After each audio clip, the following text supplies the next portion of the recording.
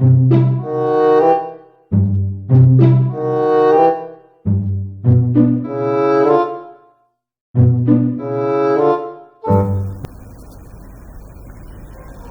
தேர்வுகளுக்கான இன்றைய முக்கிய நிகழ்வுகளை பார்க்கலாம்.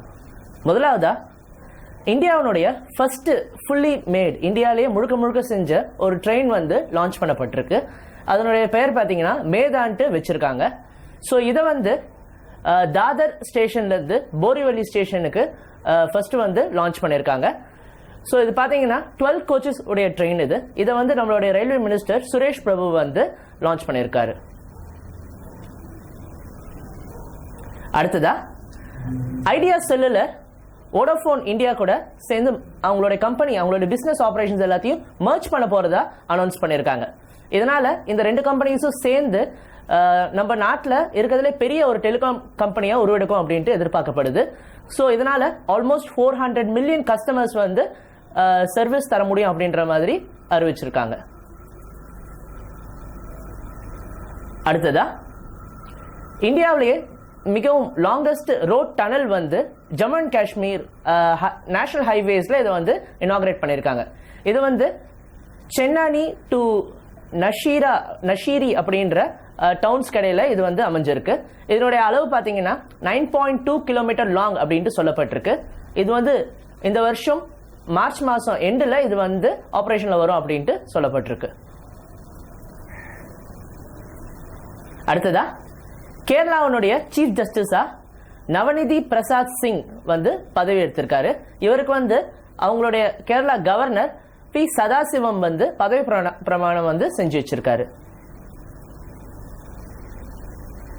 அடுத்ததா, இந்தியாவுக்கும் மொரீஷியஸ்க்கும் இடையில $20 மில்லியன் சோஷியல் ஹவுசிங் ப்ராஜெக்ட் இது சம்பந்தமா அக்ரிமெண்ட் வந்து, அதாவது MOU மெமரண்டம் ஆஃப் அண்டர்ஸ்டாண்டிங் வந்து சைன் பண்ணப்பட்டிருக்கு. இது வந்து எதுக்காகன்னு பாத்தீங்கன்னா, மொரீஷியஸ்ல நம்மளோட இந்தியா ஆல்மோஸ்ட் 700 டூப்ளெக்ஸ் ஹவுசஸ் வந்து கன்ஸ்ட்ரக்ட் பண்ணி தர போறாங்க. இதை வந்து நம்மளுடைய நேஷனல் பில்டிங் கன்ஸ்ட்ரக்ஷன் கார்பரேஷன் வந்து அண்டர்டேக் பண்ணிருக்காங்க. இந்த ப்ராஜெக்ட்ஸ் வந்து அவங்க செஞ்சு முடிக்கிறதா அனௌன்ஸ் பண்ணிருக்காங்க.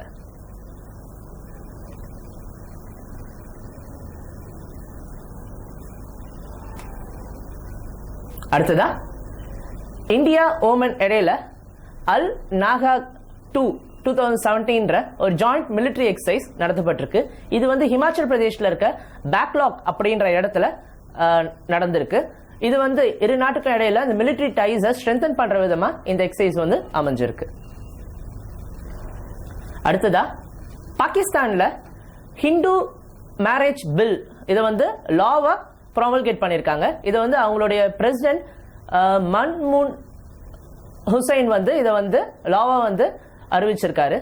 இது வந்து ஹிந்து அந்த ரெசிடென்ட்ஸ்க்காக ஃபர்ஸ்ட் டைம் பாகிஸ்தான்ல கொண்டு வரப்பட்ட ஒரு பில் இது. இதை வந்து பாத்தீங்கன்னா இந்த பில் மூலியமா அங்க இருக்கிற ஹிந்து கம்யூனிட்டிஸ் பாத்தீங்கன்னா அங்க இருக்கிற அந்த மைனஸ் 18 வயசு கீழே இருக்கிறவங்க அங்க மேரேஜ் பண்ண முடியாது. ஸோ அதே மாதிரி அவங்களுடைய அந்த ஹிந்து மேரேஜஸ் வந்து அங்கீகரிக்கிறது, அந்த ரெஜிஸ்ட்ரேஷன் சம்பந்தமா ஒரு சில விஷயங்கள் இந்த பில் மூலியமா நடைமுறைக்கு வரும் அப்படின்ட்டு அறிவிக்கப்பட்டிருக்கு. அடுத்ததா, மார்ச் 20 வந்து வேர்ல்ட் ஸ்பாரோ டேவா உலகம் முழுக்க அனுசரிக்கப்படுது. இது எதுக்காகன்னு பாத்தீங்கன்னா, ஹவுஸ் ஸ்பாரோ அப்படின்னு சொல்லப்படுற ஒரு வகை இந்த ஸ்பாரோ ஃபேமிலியை சேர்ந்த ஒரு ஸ்பாரோஸை வந்து கன்சர்வ் பண்றதுக்காகவும், அதே மாதிரி இந்த அர்பன் என்விரான்மெண்ட்ல பேர்ட்ஸ் அதை வந்து பிரிசர்வ் பண்றதுக்காகவும் ஒரு அவேர்னஸ் கிரியேட் பண்றதுக்காக இந்த டே வந்து உலகம் முழுக்க அனுசரிக்கப்படுது. அடுத்ததா, நம்மளுடைய ஸ்போர்ட்ஸ் மினிஸ்டர் விஜய் கோயல் வந்து நம்ம இந்தியாவை ஒலிம்பிக்ல ரெப்ரசென்ட் பண்ண ஒரு 14 ஒலிம்பியன்ஸ் வந்து நேஷனல் அப்சர்வர்ஸா அனௌன்ஸ் பண்ணியிருக்காங்க. ஸோ இது எதுக்காகன்னு பாத்தீங்கன்னா, இந்த 14 ஒலிம்பியன்ஸும் அவங்களுடைய ரெஸ்பெக்டிவ் அந்த ஸ்போர்ட்ஸ் கேட்டகரி, அதாவது 12 ஸ்போர்ட்ஸுக்கு அவங்க வந்து நேஷனல் அப்சர்வர்ஸா அவங்க அனௌன்ஸ் பண்ணப்பட்டிருக்காங்க.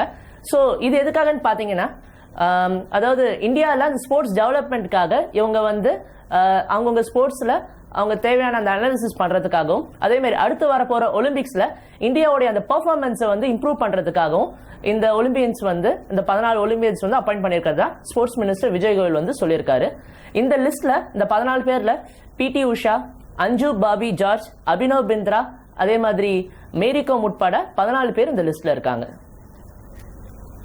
அடுத்ததா, இந்தியன் டெஸ்ட் டீம் அதனுடைய பேட்ஸ்மேனான சட்டேஸ்வர் புஜாரா இப்ப ரீசெண்டா ஆஸ்திரேலியாவுக்கு எதிராக நடந்த தேர்ட் டெஸ்ட்ல 525 பால்ஸ்ல 202 ரன்ஸ் அடிச்சு ரெக்கார்ட் பிரேக் பண்ணிருக்காரு. இது என்ன ரெக்கார்ட் பாத்தீங்கன்னா 500 பால்ஸ் ஒரு டெஸ்ட் மேட்ச்ல ஆடி இருக்க ஃபர்ஸ்ட் இந்தியன் பேட்ஸ்மேன் இவர் தான். இதுக்கு முன்னாடி இந்த ரெக்கார்டு வந்து ராகுல் டிராவிட் பண்ணியிருந்தாரு. அவர் ஆனா 495 பால்ஸ் தான் அவர் விளையாடி இருக்காரு. இப்போ 500 பால்ஸ் பிளே பண்ணி இந்த ரெக்கார்டு வந்து அவர் வந்து பிரேக் பண்ணியிருக்காரு. நன்றி, மீண்டும் நாளை சந்திப்போம்.